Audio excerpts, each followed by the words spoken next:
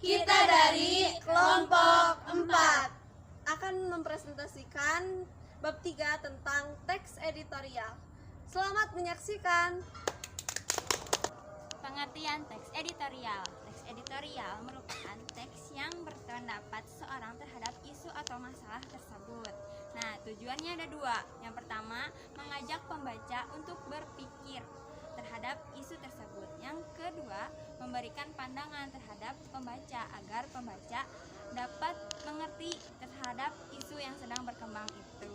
Lalu, manfaatnya adalah memberikan informasi kepada pembaca untuk merangsang otaknya dan bisa jadi pembaca tersebut bertindak terhadap berita tersebut. Lalu ada 4 fungsi nih. Yang pertama fungsinya fungsi rujuk. Yang kedua fungsi latar belakang. Yang ketiga ada analisis kondisi. Lalu yang keempat menempatkan penilaian moral mengenai berita tersebut. Ciri-ciri dan struktur teks editorial atau opini. Ciri-ciri teks editorial atau opini yaitu 1. Tema tulisannya selalu hangat atau sedang berkembang dibicarakan secara luas oleh masyarakat, aktual dan faktual.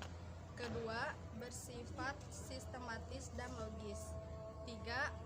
Tajuk rencana merupakan opini atau pendapat yang bersifat argumentatif.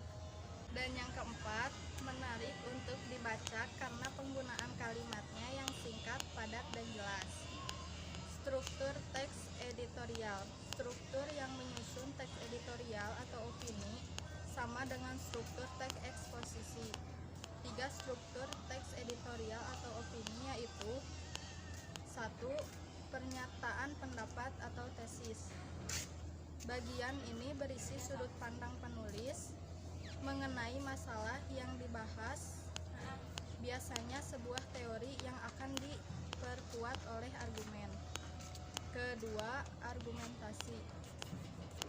Alasan atau bukti yang digunakan guna memperkuat pernyataan dalam tesis. Walau secara umum argumentasi diartikan untuk menolak suatu pendapat. Argumen bisa berbentuk pertanyaan umum atau data hasil penelitian, pernyataan para ahli, maupun fakta berdasarkan referensi yang bisa dipercaya. 3. Pernyataan atau penegasan ulang pendapat. Bagian ini berisi penegasan ulang pendapat yang didorong oleh fakta dari bagian argumentasi guna memperkuat atau menegaskan. Bagian ini ada di akhir teks. Kaidah kebahasaan teks editorial tidak jauh berbeda dengan kaidah kebahasaan yang dipakai di teks prosedur kompleks. Di ciri kebahasaan, teks editorial juga menggunakan verba material. Berikut kaidah kebahasaan teks editorial. Pertama, adverbia yang menunjukkan agar pembaca meyakini teks yang dibahas dengan menggunakan kata keterangan. Kata yang bisa digunakan yaitu selalu, biasanya, sering, kadang-kadang, dan lain-lain. Yang kedua, konjungsi, yaitu kata penghubung pada teks, contoh bahkan. Yang ketiga, verba material, yaitu verba yang menunjukkan perbuatan fisik atau peristiwa. Yang keempat, verba relasional, yaitu verba yang menunjukkan hubungan intensitas dan nilai.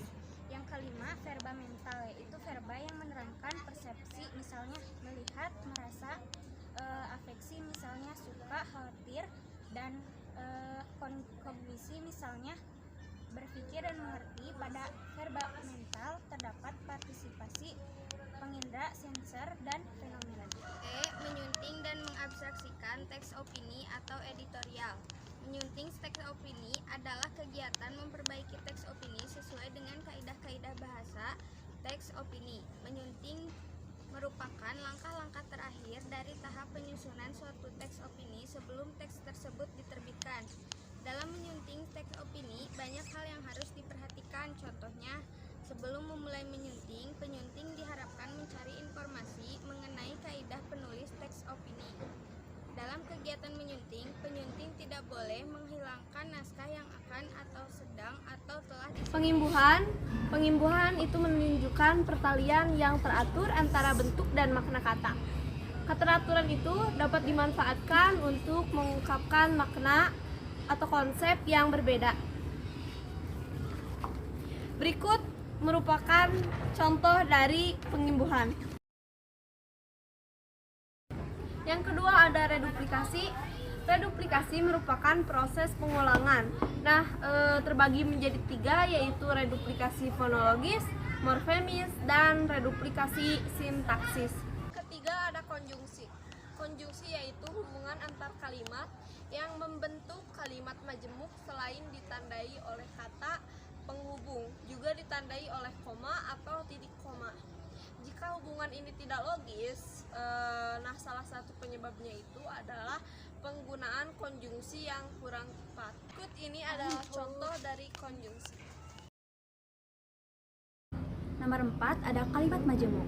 Kalimat majemuk adalah struktur kalimat yang memiliki lebih dari 4 dasar kalimat. Nah, berikut contoh dari teks kalimat majemuk. Nah, kemudian yang nomor 5 ada abstraksi teks. Abstraksi teks adalah ringkasan, intisari, atau garis besar.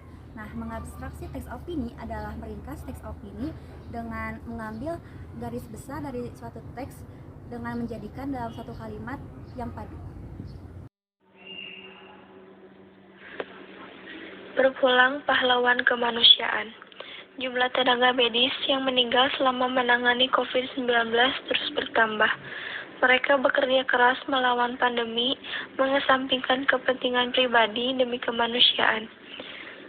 Kematian tenaga medis tersebut berkaitan dengan kebijakan pemerintah dan kepatuhan masyarakat terhadap protokol kesehatan.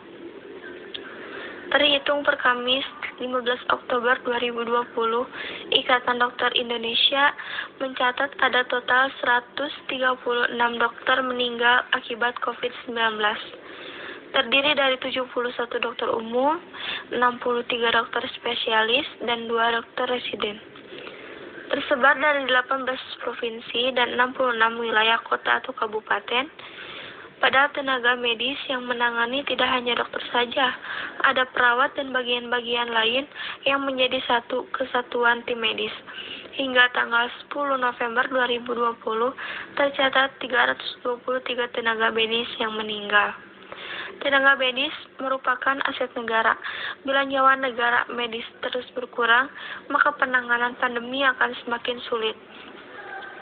Terlepas dari angka-angka, setiap nyawa yang hilang tidak dapat tergantikan oleh keluarga yang ditinggalkan. Jumlah kematian tenaga medis yang terus meningkat indikasi bahwa pemerintah dan masyarakat kurang berempati pada perjuangan mereka.